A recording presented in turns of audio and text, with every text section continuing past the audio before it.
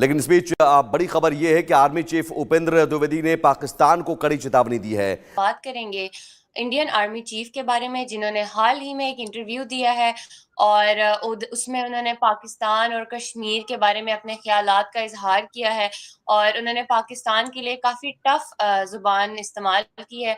तो कहा है कि हमें उकसाया तो आक्रामक हम होंगे, एलओसी पर मजबूर किया तो चुप नहीं बैठेंगे।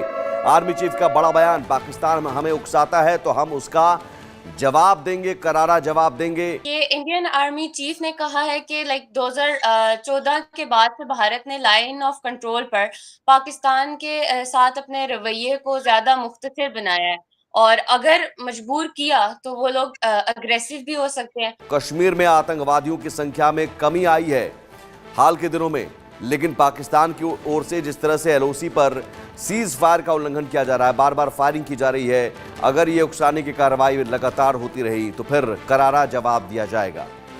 तो आपकी नजर में इस तब्दीली के पीछे क्या असबाब हैं? इसका क्या असर हुआ है? ये एक बड़ा बयान, आर्मी चीफ उपेंद्र द्विवेदी ने पाकिस्तान को दो टूक कहा कि अब छेड़ोगे तो छोड़ेंगे नहीं, पहले भी घर में घुसकर मार चुके हैं। देखिए, इंडियन आर्मी चीफ ने एक लफ्ज बोला था कि उन्होंने कहा था कि जी हम असर्टिव हैं और अग्रेसिव भी होंगे।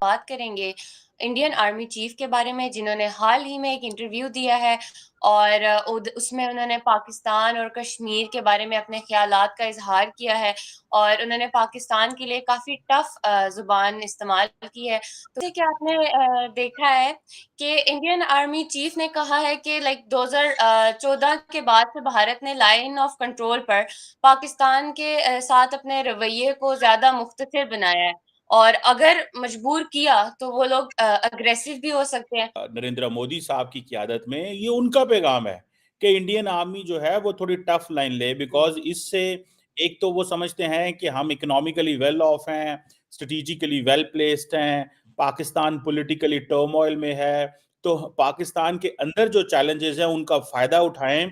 और अगर आप टफ लाइन लेंगे तो शायद पाकिस्तान के अंदर इतनी इंटरनल यूनिटी नहीं है कि पाकिस्तान इंडिया के अगेंस्ट खड़ा हो सके। तो नरेंद्र मोदी साहब की क़यादत में ये उनका पैगाम है कि इंडियन आर्मी जो है वो थोड़ी टफ लाइन ले, बिकॉज इससे एक तो वो समझते हैं कि हम इकोनॉमिकली वेल ऑफ हैं, स्ट्रेटेजिकली वेल प्लेस्ड हैं, पाकिस्तान पॉलिटिकली टर्मोइल में है, तो पाकिस्तान के अंदर जो चैलेंजेस हैं उनका फायदा उठाएं।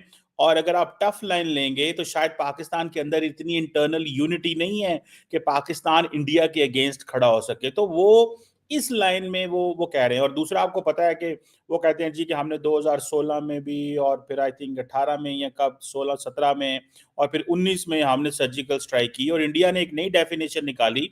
पहले तो पाकिस्तान को समझ नहीं आई कि ये सर्जिकल स्ट्राइक इंडिया किसको कहता है, क्योंकि पहले जो सर्जिकल स्ट्राइक 2016 में की वो कहते जी हमारे लोग घुसे अंदर गए और वापस आ गए और ये सर्जिकल स्ट्राइक हो गई। तो वो कहते जी इसको सर्जिकल स्ट्राइक तो नहीं कहते, सर्जिकल स्ट्राइक तो कहेंगे कि आपने एयर स्ट्राइक की, तो वो आप उसको कई लोग कहते हैं जी कि ये सर्जिकल स्ट्राइक है। तो फिर 2019 में उन्होंने वाकई सर्जिकल स्ट्राइक कर दी, अटैक किया पाकिस्तान के अंदर। और वो उसमें परेशानी ये थी दुआ कि इंडियन जो लीडरशिप है उसने जो पाकिस्तान पे अटैक किया उसको दुनिया ने जो है वो बड़ा नॉर्मली रिसीव किया।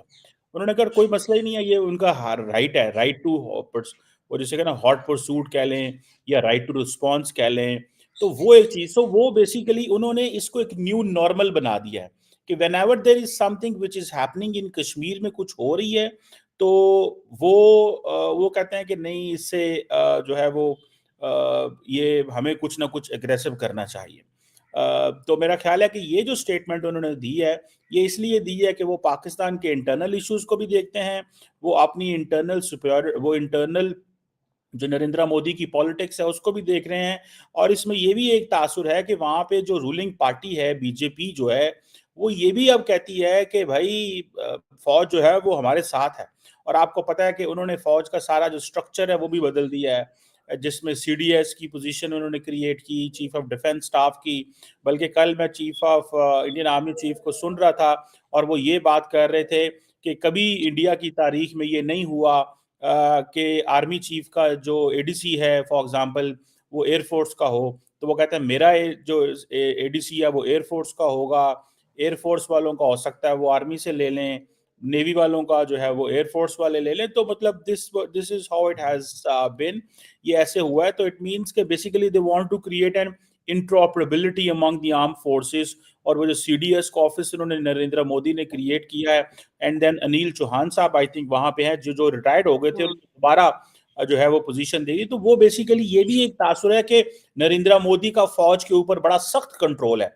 और क्योंकि इंडियन फौज ये कहती है कि ए पॉलिटिकल है, पाकिस्तान की फौज के बारे में ये कहा जाता है ये पॉलिटिकल है, गो के पाकिस्तान की फौज ये बड़ी क्लियरली कह चुकी है कि वी आर ए पॉलिटिकल, हमारा सियासत से कोई लेना देना नहीं है, हमें ड्रैग किया जाता है, दिस मतलब लाइक दिस। सो वो बेसिकली इस चीज को और इस तासर को देख रहे हैं कि नरेंद्र मोदी के हाथ में फौज है और थोड़ी टफ लाइन लो एलओसी के ऊपर। उस टफ लाइन का जो फायदा है वो ये होता है कि इंटरनल यूनिटी भी रहती है, एंड आपको ये भी पता है कि पाकिस्तान जो है ना ये एक फॉरेन पॉलिसी सब्जेक्ट नहीं है भारत का, ये उनका इंटरनल डोमेस्टिक सब्जेक्ट है। पाकिस्तान उनका फॉरेन पॉलिसी सब्जेक्ट नहीं कंसिडर किया जाता। उसकी वजह यह है कि उनको पता है कि जितना पाकिस्तान इंडिया के अंदर डिस्कस होता है, डिस्पाइट द फैक्ट कि हमारी कोई बातचीत नहीं है, कम्युनिकेशन नहीं है, लेकिन फिर भी बहुत डिस्कस होता है। तो इस वजह से जी दुआ। तो सर जैसे कि आपने देखा कि जनरल साहब ने पाकिस्तान के कश्मीर के हवाले से मौक़िफ़ को कहा कि वो अपने ही अल्फाज में फंसा हुआ करार दिया, लाइक उन्होंने कि हमारा जो मौक़िफ़ है।